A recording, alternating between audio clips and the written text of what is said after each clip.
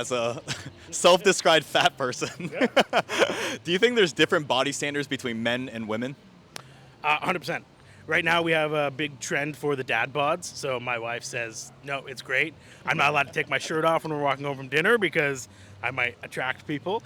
That's a big thing, right? But then if you look at a woman who might have the mom bod at just given birth, that's the other thing too. You look at a dad bod, some guy who's just been drinking beer, eating poutine, slinging wings with the boys. Then you have someone who's actually like grown a human, and they have a little bit of I'm going to say disfigurement. That's not what I mean.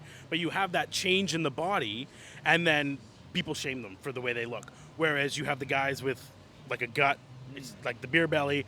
And so I think there's 100% a double standard between the male and the female body types. That's actually an interesting point. I've actually heard more of like the reverse in the sense that there's a lot of like, let's say, plus size models that are women, but not really like plus size models that are for men. I would counter that with how many male models do you see versus how many female models do you see? Just in general. Yeah. That would be my go-to for that one. Okay.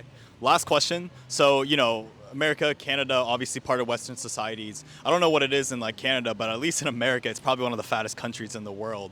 But I feel like in Western societies like that, they have like the largest movements of, body positivity. So do you think in that sense, is that evidence that the body positivity movement is working, or is it actually leading more people to adopt unhealthy lifestyles?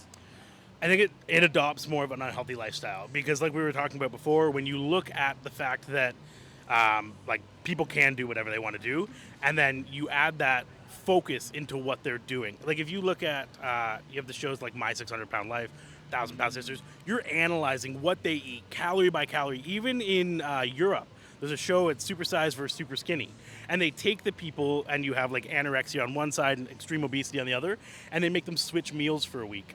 And so you look at, they show you in a tube the amount of food. So I think you're actually analyzing what people eat more.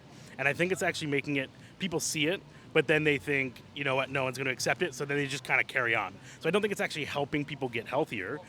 And that's where I think, the whole movement becomes an issue. Yeah. Because people just say, it starts out as accept me and then help me. But then it moves into, no, just accept me.